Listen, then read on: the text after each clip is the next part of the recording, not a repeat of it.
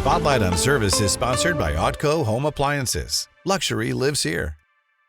We're celebrating our nation's 250th birthday by honoring everyday Americans. We call it Red, White, and You. It is the perfect way to honor veterans in the St. Louis area who have served their country. Steve Savard joins us now with today's Spotlight on Service. Well, Mike, you said it a moment ago. I'm going to highlight something that's an overlooked gem in downtown St. Louis. Really is. Yeah, I think so.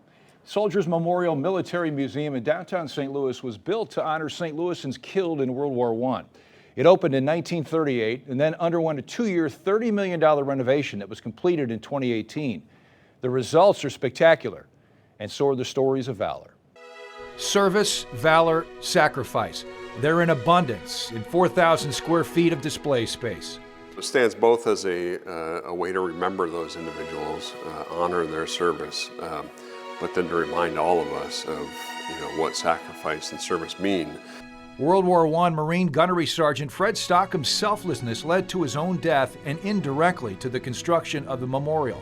Fighting in France, Stockham gave his gas mask to a private from St. Louis, Barack Mattingly, who survived the German gas attack and the war and returned home and led the effort to build Soldiers Memorial. That story of Stockham sharing his gas mask with Mattingly, knowing very well that it likely was going to mean his own death, that's just incredible. World War II pilot John Kriegshauser guided his badly damaged B-17 back to England from a bombing raid in Denmark. He flew the plane to a wooded area away from kids in an open field. All aboard the plane died. All on the ground were spared. In a letter Kriegshauser wrote to his parents to be opened upon his death, he penned, "My final word is that I'm glad to have been able to lay down my life for a cause that was just and right." One of the kids he saved recently visited Soldiers Memorial to pay tribute to Kriegshauser. For him to be there and get emotional about John Kriegshauser saving his life and his friends' lives, and then seeing his name engraved here as well at Soldiers Memorial, it was a really meaningful and moving event, yeah. St. Louisans also played prominent roles with the famed Tuskegee Airmen. James McCullen Jr., a Sumner High graduate, was one of the first Tuskegee Airmen to die in combat, killed in a mission off the coast of Sicily in 1943. Wendell Pruitt is one of the most celebrated St. Louis airmen.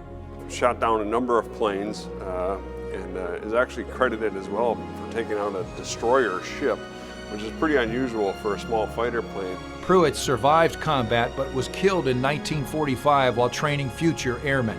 One of thousands of St. Louisans who gave all. It's just story after story of young people who sacrificed their lives in service, and so yeah, it can get heavy, right? And it can get very somber, but there's also a lot of gratefulness that comes with it too. Soldiers Memorial is located at 1315 Chestnut downtown. It's open Wednesday through Sunday.